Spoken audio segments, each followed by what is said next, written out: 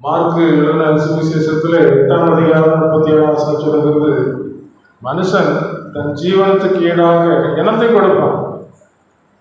நம்முடைய உயிருக்கு ஈடு என்ன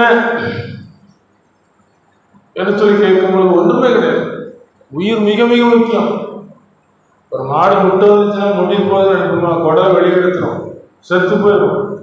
பாம்பு கடிச்சுட்டா என்ன விஷம், செத்து போயிடுவோம். வியாதி வந்துட்டா என்ன செய்ய முடியும், செத்து போயிடும், பிழைக்க முடியாது.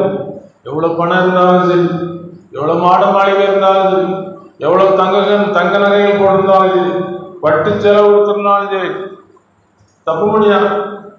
மரண நதி வேகமாயினும் நடுவில் ஓடுவே, ஐயோ மானிடர்கள் யாவரையும் பாடிக்கொள்ளுவே. மரண நதி வேகமாயினும் நடுவில் ஓடுவே, ஐயோ யாவரையும் பாடிக்கொள்ளுவே. மாடு மளிகை கூட தோறும் யாம் போற்றுவே, மாடு மளிகை கூட தோறும் யாம் போற்றுவே. ஐயோ மாயமுடமும் மண்ணில் போய் புகுந்து கொள்ளுவே, ஐயோ மாயமுடமும் மண்ணில் போய் புகுந்து கொள்ளுவே. இதான் முடிவு. இந்த உயிருக்கு ஒரு மனிதன் உத்தரவாதம் கொடுக்கவே முடியாது.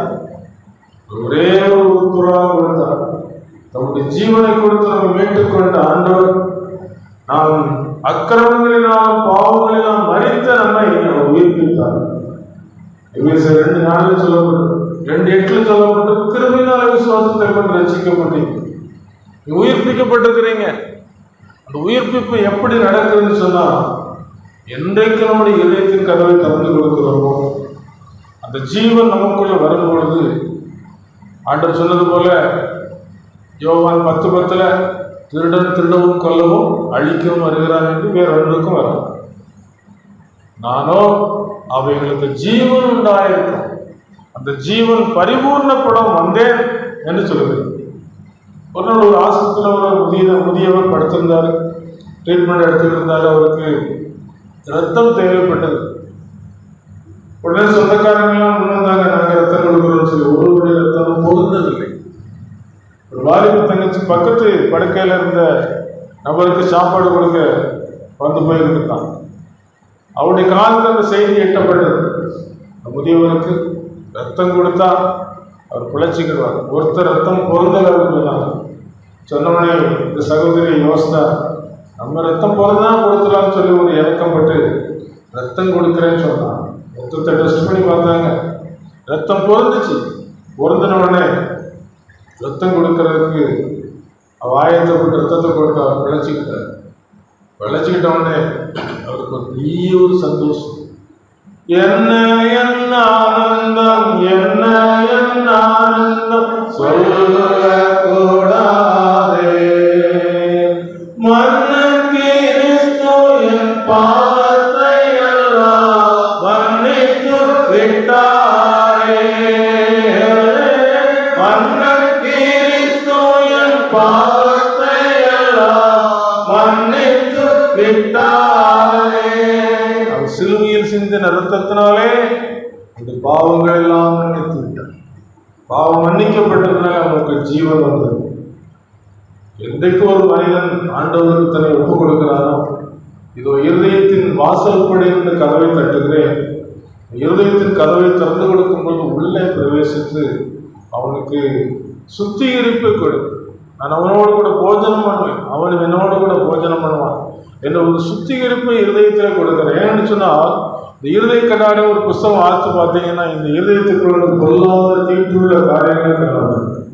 தீட்டுள்ளதும் அருவருப்புள்ளதும் அங்கே பிரவேசிக்க முடியாது. எங்கே? பரலோகம் என்று சொல்லப்படுகிற அந்த பரிசுத்த இடத்து ஆண்டவர் சொல்லுங்க, நான் பரிசுத்தர் பரிசுத்தர் பரிசுத்தர் என்று சொல்லிக்கொண்டே இருக்கிறார். பரிசுத்தமுள்ள ஆண்டவர் தான் நம்ம படைத்தவர். என்றைக்கு கீழ்ப்படியாமல் போனோமோ அன்றைக்கு சாகுவே சாவாயின்னு சொன்ன அந்த வார்த்தையின்படி நம்முடைய ஆத்மா செத்து விட்டது, நமக்குள்ள உயிர் இல்லை. ஆகினாலும் திரும்பவும் ஜீவனை கொடுப்பதற்காக இயேசு இந்த உலகத்துக்கு வந்து பாடுகளுக்கு தன்னை ஒப்பு கொடுத்து சிலுவைக்கு சென்று ஒரே மனிதனுடைய கீழ்ப்படியாமையினாலே எல்லாரும் பாவிகளாக்கப்பட்டது போல ஒரு மனிதனுடைய கீழ்ப்படியினாலே எல்லாரும் நீதிமான்களாக்கப்படுகிற ஒரு ஆசீர்வாதத்தை கொடுத்திருக்கிறார். எபிரேயர் 10:10 இயேசு கிறிஸ்துவின் சரீரம் நமக்காக சிலுவையிலே அங்கே பிற்கப்பட்டதுனால, அடிக்கப்பட்டதுனால அந்த சித்தத்தின்படி நாம் பரிசுத்தமாக்கப்பட்டோம். அவருடைய பலி நம்மை பரிசுத்தமாக்கி இருக்கு. ஆகினால்தான் 1 யோவான் 2:2 சொல்லப்பட்டிருக்கு, நமக்காக அவர் பரிந்து பேசிக்கொண்டு இவனுக்காக பாடுபட்டிருக்க, இவளுக்காக பாடுபட்டிருக்க, ஒப்பு கொடுத்து சிலுவையில் சிந்தின ரத்தம், இந்த ஆவிலின் ரத்தம் சிந்தப்படும் போது ஆண்டவர் நோக்கி கூப்பிடுகிறது. அநியாயமாக கொல்லப்பட்ட ஒரு ரத்தம் பூமியிலே சிந்தப்பட்டிருக்கு. கொன்றது யார்? தன்னுடைய சகோதரன். அவன் அங்கீகரிக்கப்படவில்லை, அங்கீகரிக்கப்பட்டவனை பொறாமையில கொண்டு விட்டான். இந்த ரத்தத்துக்கு பதில் சொல்ல முடியவில்லை. பாவம் செய்தால் பாவம் அவனை தொடர்ந்து பிடிக்கும் என்று சொல்லி பாவத்துக்குரிய ஒரு தன்மையை அவர் சொல்லிவிட்டார். இன்னைக்கு பாவம் செய்யாத மனிதர்களே கிடையாது. பாவம் செய்கிற ஆத்மா செத்துவிடும். உயிரோடு இருக்கிறது போல காணப்படும், அந்த ஆத்மா செத்துவிடும். ஜீவனற்றவனாக அலைந்து தெரிந்து கொண்டிருப்பான். அதே போல லூக்கா 12ஆம் அதிகாரத்தில் சொல்லப்பட்டிருக்கு, அங்கே ஒரு மனுஷனுக்கு திரளான ஆஸ்திகள் இருந்தாலும் அது அவனுக்கு ஜீவன் அல்ல. நிறைய ஆஸ்திகள் இருக்கியா, குடவெல்லாம் கட்டி நீ நல்ல நிறைய தானியங்களை சேர்த்து வச்சு ஆத்மாவே உனக்கு நிறைய தலைமுறைக்கு சேர்த்து வச்சேன். நீ என்ன செய்யலாம்? புசித்து கொடுத்து சந்தோஷமா இருக்கன்னு சொல்லி சொன்னாலும் வாழ்த்தினாலும் அந்த ஆத்மா வாழுமா? இன்றைக்கு ஒரு நாள் நமக்கு ஜீவனை கொடுத்து ஆண்டவர் நமக்குள்ள வருகிறாரோ அன்றைக்கு தான் நமக்கு ஜீவன் உண்டாகும். அதுக்காக ஆண்டவர் உலகத்தில் வந்து சிறுவில் கொடுக்கப்பட்டார். அங்கங்கள் செங்கோடு வீசுரக்க பொங்கி கோசில் மாறிக்க,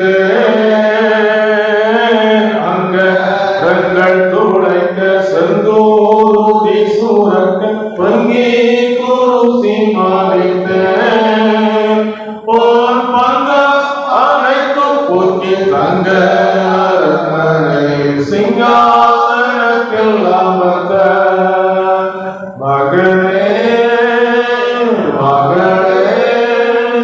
உன் இதயத்தை தாராயோ, இப்போ தாராயோ. ரத்தம் சிந்திருக்கிறோமா? நினைத்து பார்க்கிறோமா? 2000 ஆண்டுகளுக்கு முன்பதாக ரத்தம் சிந்தினதை கணக்கு கேட்கிறதுக்கு அவர் வாழ்வார். அவருடைய ரத்தம் பூமியில் சிந்தப்பட்டது. குற்றமில்லாத ரத்தத்தை காட்டிக் கொடுத்தேன்னு சொல்லி அந்த யூதாசு அந்த காசை ஆலயத்தில் எரிந்து விட்டு 4 கொண்டு செத்தான்னு சொல்லுவார். குற்றமில்லாத ரத்தத்தினால மீட்கப்பட்டிருக்கிறோம். இதுக்கு மேல என்ன செய்ய முடியும்? இவ்வளவாய் அன்பு கூர்ந்தார், இவ்வளவு பெரிதான ரட்சிப்பு கவலையை தீர்ப்புமானால் உலகத்துல எல்லாருடைய பாவத்துக்கும் ஒரு தண்டனையின் காலம் வைக்கப்படும். சிங்காசனம் வைக்கப்பட்டிருக்கு. இந்த சிங்காசனத்தை தப்புன்னு சொன்னா இளையகுமாரன், ஐயோ என்னுடைய தகப்பு வீட்டில் நிறைய பேருக்கு ஆகாரம் உண்டு, பூர்த்தியான சாப்பாடு, அங்க போய் நான் தகப்பன்ட்ட அறிக்கை செய், தகப்பனை பரத்துக்கு விரோதமாகும் உமக்கு உள்ளதாகும் பாவம் செய்தன்னு சொல்லி அறிக்கை செய்து விட்டு விடும் என்று சொல்லி திரும்பி வரும்பொழுது தகப்பனை வர்றதை பார்த்து தூரத்தில் வரும்போதே ஓடி சென்று கட்டி பிடித்து அந்த அன்பை வெளிப்படுத்து. அந்த அன்பு வெளிப்படுத்தப்பட்டிருக்கிறது. இந்த அன்புக்கு நம்ம என்ன பதில் சொல்லி இருக்கிறோம்? என்னை நேசிக்கிறாயா? கல்வாரி சிலுவையை கண்ட பின் நேசியாமல் இருப்பாயோ? உன் உள்ள உருகாதோ? இதுக்கு மேல உனக்கு பெரிய பாதாளம் இருக்கு, ஒரு அக்னி கடல் இருக்கு, 2ஆம் மரணம் என்று சொல்லப்படுகிற அக்னியும் கந்தகம் எறிகிற கடல் இருக்கு. இங்கு நீ பெயரக்கூடாத மகனே, அங்கு நீ பெயரக்கூடாத மகளேன்னு சொல்லி கரம் நீட்டி தடுக்கிறவராக இருக்கிறார். நரகத்தை பற்றிய ஒரு தெய்வீக வழிபாடுங்கிற புஸ்தகத்துல நீங்க வாசித்து பார்ப்பீங்கன்னா ஒவ்வொரு குழிக்குள்ளையும் ஒவ்வொரு ஆத்மா எரிஞ்சுக்கிட்டு ஆண்டவர் கொஞ்சம் சொல்லியிருக்கிறார். புழுசு ஆகாமலும் அக்னி அவியாமலும் இருக்குமென்னு சொல்லியிருக்கு. ஏன்னு சொன்னா இந்த பூமியில ஒரு மனிதனுக்கு கொடுக்கப்பட்ட காலத்துல மனம் திரும்பலன்னு சொன்னா ஐசியூவில் பாதாளத்தில் வேதனைப்பட்டு ஒரு சொட்டு தண்ணிக்காக அவன் வேண்டுதல் செய்யறான். வேண்டுதல் மறுக்கப்படுது. லாசரு ஆபிரகாம் வழியில சந்தோஷமா இருக்கிறான். அவனுடைய வாழ்க்கை பூமியில கஷ்டப்பட்டு கொண்டிருந்தான். இதுக்கு நீங்க கஷ்டப்பட்டுக்கிட்டு இருக்குன்னு சொல்லி நீங்க கவலைப்பட வேண்டாம். உங்க ஆத்மாவுக்குள்ள ஜீவன் உண்டாயிருந்தா அதுதான் முக்கியமான ஆசீர்வாதம். வாலிப தங்கச்சி வாலிப நாட்கள் ஆண்டு ஏற்றுக்கொண்டாங்க. அவங்களுக்கு மரண நேரம் அது அவங்க கால் மாட்டிலையும் தலைக்கு மாட்டிலையும் தேவதூதல் வந்திருக்கிறாங்க. நான் வாழ போகிறேன் என்று சொல்லி அவங்க சந்தோஷமா அவங்க ஆத்மா பிரிந்து சென்றது. மேகங்கள் நடுவே வாழி பிறக்கும் பூதங்கள் பூதங்கள் கடந்து வரும் தூதர்கள் கூட்டங்கள் சூழ்ந்துரைக்கும். பறந்திடுவே நான் பறந்திடுவே பறந்திடுவே நான் பறந்திடுவே வானத்தில் வானத்தில் நடுவானத்தில் இயேசுவின் கைகளில் நான் இருப்பேன். பாரமாய் இயேசுவின் புன்னகை முகம் என் கண்களில் உள்ளத்தில் நிறைந்துரைக்கும். என் கண்களில் உள்ளத்தில் நிறைந்து ஒரு மகிமையான நாள் வரும்போது அந்த இயேசுவானவர் இனி அவர் பாவம் செய்தவராக வெளிப்பட வேண்டும். இனி பரிசுத்தமுள்ளவராய் வல்லமையுள்ள தோற்றத்தோடு கூட வெளிப்படும் போது யார் யாரெல்லாம் இயேசுவின் ரத்தத்தினால கழுவப்பட்டார்களோ, யாரெல்லாம் சுத்திகரிக்கப்பட்டு இந்த ஆத்மாவில் ஜீவனை அடைந்து ஆத்மாவில் பலனடைந்து இந்த ஜீவன் அவர்களுக்குள்ளே பரிபூர்ணப்பட்டு அவர்கள் ஒரு புதுப்பிக்கப்பட்ட ஒரு சாயலிலே கிறிஸ்துவின் சாயலிலே பூர்ணமாக்கப்பட்ட ஒரு நிலைமையோடு காணப்படும் போது அவர்கள் சொந்த வீட்டுக்கு போகிறது போல நம்முடைய குடியிருப்போ பரலோகத்தில் என்று சொல்லப்பட்ட ஒரு ஆசீர்வாதமான இடத்துக்கு கடந்து